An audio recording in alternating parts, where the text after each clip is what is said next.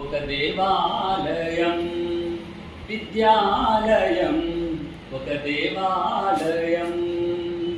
ఉపాధ్యాయుడే దేవుడవ్వగా, విద్యార్థులే భక్తులవ్వగా, సమతను మమతను పంచేటి ప్రేమాలయం.